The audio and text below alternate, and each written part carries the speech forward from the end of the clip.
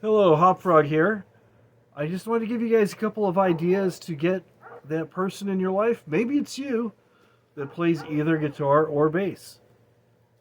It would be nice if you got them a new instrument, obviously, that'd be awesome. But here, how about some accessories? Because usually people will not buy these things for themselves.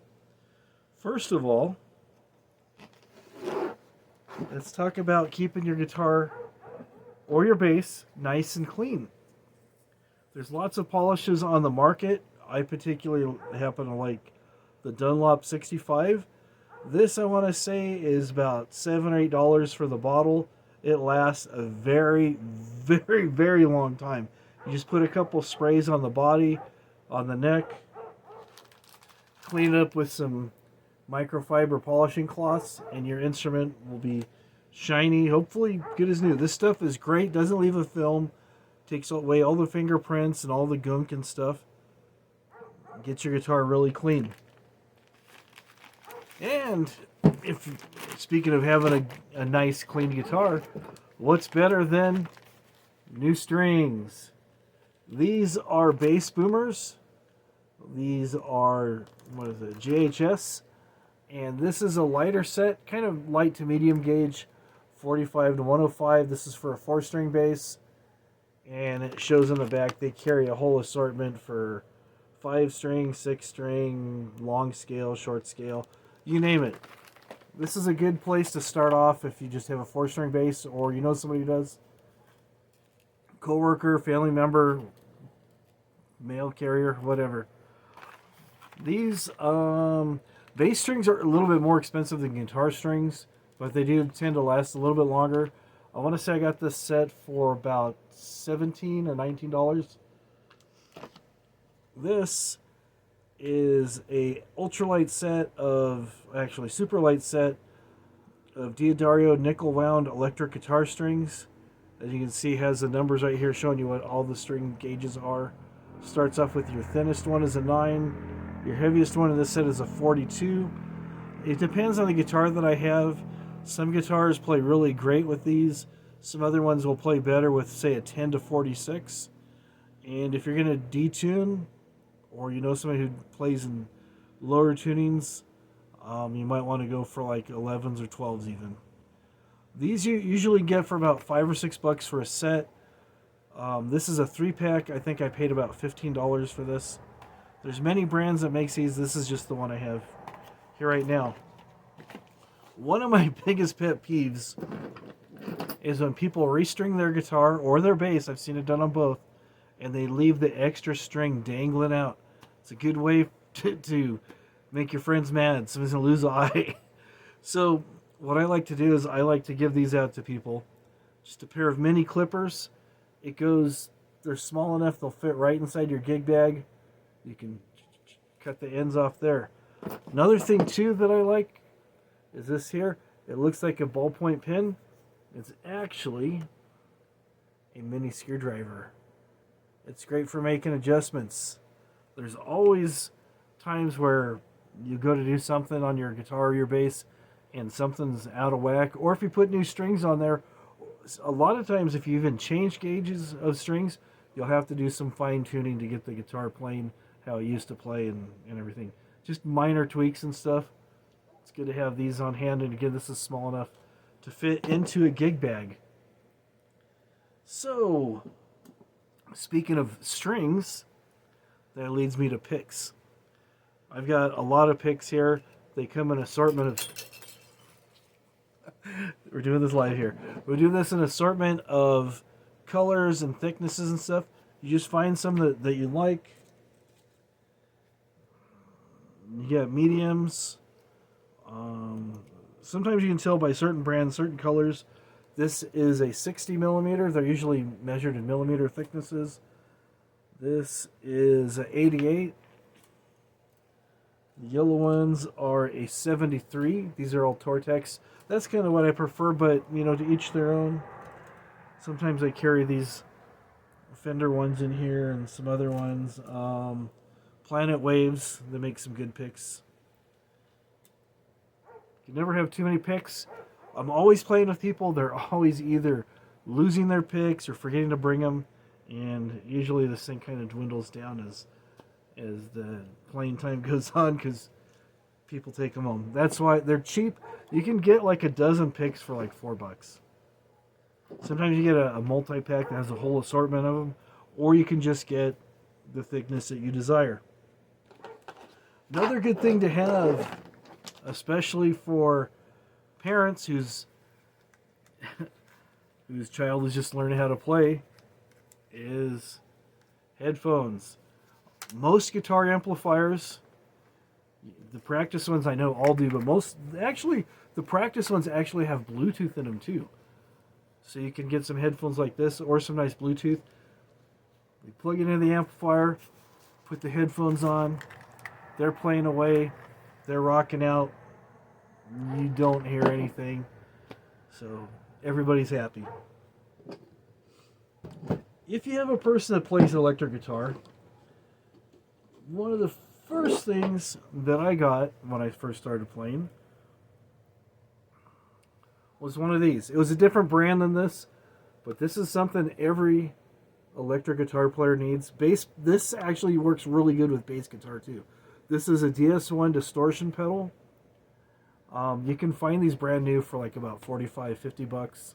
You can find them on the used market for, I've seen them as cheap as $12-15. Great. Some people don't like this pedal. That's because they haven't spent enough time playing with the knobs. You get all kinds of sounds. You get just like a little bit of breakup when you hit the strings hard, kind of a classic rock sound, all the way to just really far out there, almost borderline fuzz tones. This is really cool. Another pedal I would recommend would be a tuner pedal. Your guitar just plugs in here, and what's nice about this is your guitar comes in here, goes out to the amp, and then you have a bypass. So it'll allow your signal to go through to the amp when you're playing, and then you step on it, it cuts off the signal, but you can still see where the readout is as you're playing.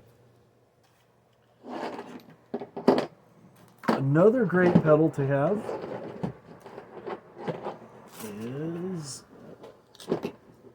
a delay pedal that makes your sound repeat, echo, does all kinds of things. There's many of these available. Just got to ask the sales representative which one they recommend, or ask the person which one they like. This is a wah-wah pedal. You step on it, you step on the back, it's like a tone control. It gets bassier, then it gets more treblier as you go. Really famous. A lot of people still use these. This is the design by Gary Cantrell from Alice in Chains. I have a couple other wahs. You can never have too many wahs. The thing about buying pedals though, is you'll just find yourself buying more and more and more. But it's fun. It's fun. And a lot of times you can pick the pedals up used, relatively inexpensive. You can trade them with your friends. You can have extra ones set up. And speaking of pedals, you can never have too many of these. These are your patch cords. Connect your pedals together. As well as, and I'm going to take a lip here, as well as guitar leads. They call them cables or leads. Another great accessory is a strap. Keeps your guitar on so you don't have to sit down and play it all the time. Another great thing, this is a pocket tuner. Does the same thing as a pedal does, but it's just more compact.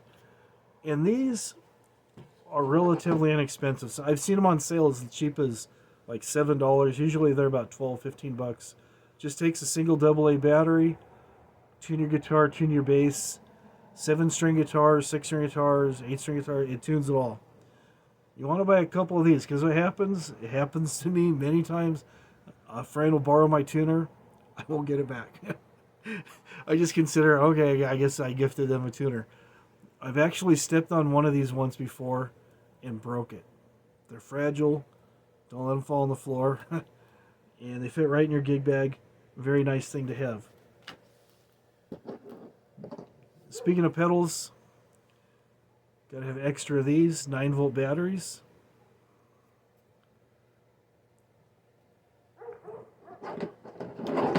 But what's even better than 9-volt batteries is there's many companies that make these.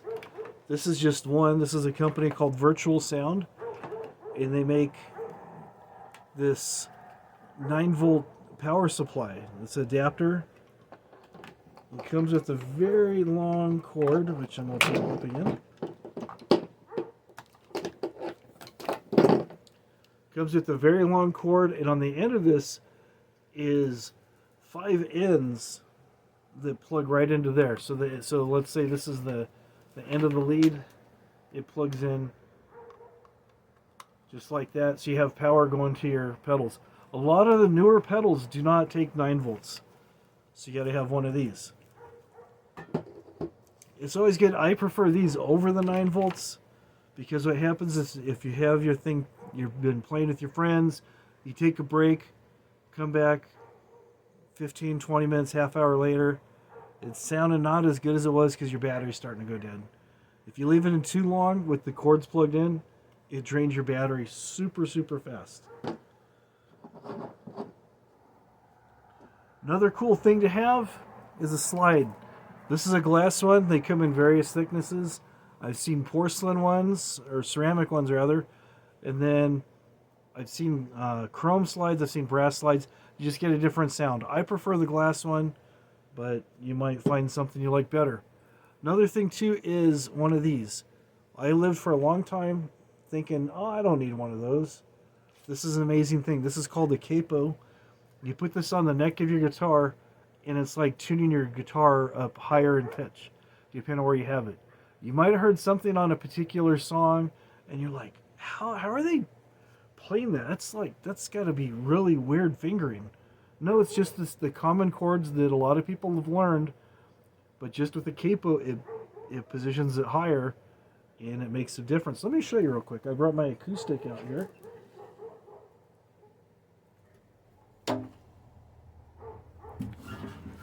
This is a Jasmine. This is also another good gift if you want to go really big. This is still available for under $100. I've seen them on Amazon. I've seen them in music stores. I've had this one for about 20 years now, and it sounds great. I'm mostly an electric player, so I bought this because I wanted to have an acoustic, and I just love it. But anyways, getting back to the capo, what you do is, like, for example, let me grab a pick.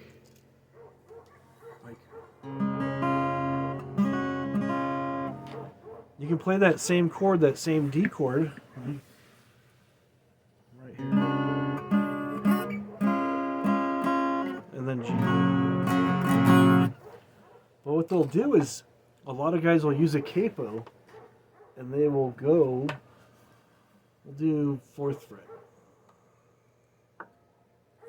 So I got on the 4th fret of the guitar, and now I play that same D.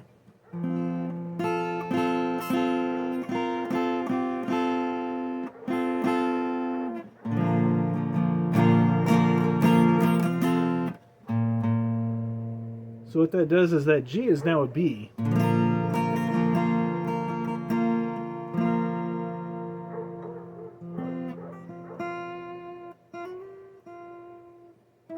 that D is, what is that? E, F. So it's a G. So you got a B. You can even go even higher with it, up to the 7th fret.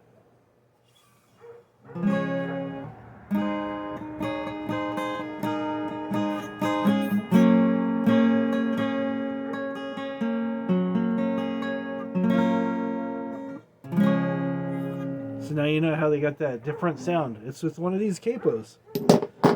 Again, this here, you can't go wrong with this. I've had this thing for like 20 years. It's a great acoustic. If you're looking for a guitar for someone who's never played before, perhaps yourself, or if you just want to get an acoustic guitar for your electric player, You can never have too many guitars, and it's nice for those times when you're out by the campfire. You got a guitar. You can't bring your electric. You don't have all your accessories. You got your acoustic here, and also you can never have too many stands. Those are about $10 a piece. And your guitar just sits right on it safely rather than leaning against something. And then most stores will have various booklets you can get. This is like Easy Guitar, play classic rock songs. I've got a bunch of these because I sometimes teach and I need to learn stuff myself as well. Or you can get like guitar tablature by some of your favorite artists. I got this Iron Maiden one. I've got Jimi Hendrix. I got a bunch of them. This one here, jazz scales for blues. I mean, you can spend a lot of money in books, but lessons are like about $50 a piece. So you can, whatever works best for you. You can get some books, or you can take some lessons. And also, the music stores and also the online music stores have cool things like this. DVDs. Go over the basics of the Cage system. Perhaps there's something that you missed out on when you first started playing, because I know I started playing like all the popular songs and learning from friends, and I missed on basic chord shapes, and I had to go back and learn them years ago. But this is a really good thing. Again, this helps me when I teach. It shows diagrams of where to place your hand and stuff. It's a very cool DVD. Or you can get DVDs of how to play like your favorite guitar players. This one happens to be my favorite guitar player, Randy Rhoads. Learn phrases, how to play like him, how to tune the guitar. They also talk about amplifier settings, pedal settings. Covers all that. Again, here's another Randy Rhoads one. I've got a few of these. There's like, I think, 5, in the series. I must have them all. There might be another one I don't know about. Or you get like, these things are pretty cool too. They come with a little booklet. Play rock guitar. They have them for bass. They have them for drums. They have them for just about everything. But if all else fails, I almost forgot this too. Speaking of what I was saying earlier about keeping your guitar clean, this now comes as a kit. I bought this separately, but this is from Music Nomad, and a lot of companies make these. But this is a neck rest. Your guitar just sits in the V, the neck of the guitar, and there's a rubber mat that you can put down while you're working on your guitar. And it's like neoprene rubber, I think. It's about 1/8 of an inch thick, but it protects your body from getting scraped on whatever surface you happen to have it on. But if none of these things tickle your fancy, you can always get a gift card. Every place has a gift card, and that'll make the person that you're buying for find something that they'll like to buy for themselves. Because a lot of times, like I've said before, a lot of times people won't buy all these little knickknacks for themselves. But at Christmas time, it's a great time, as well as birthdays, to give these gifts. Perhaps give the gift of music. Buy somebody a guitar. I don't know. Anyways, that's just me helping you guys pick out some things for your loved ones or your friends or coworkers or whatever. So, like I said, Merry Christmas, Happy New Year, and I'll talk to you soon. Bye-bye.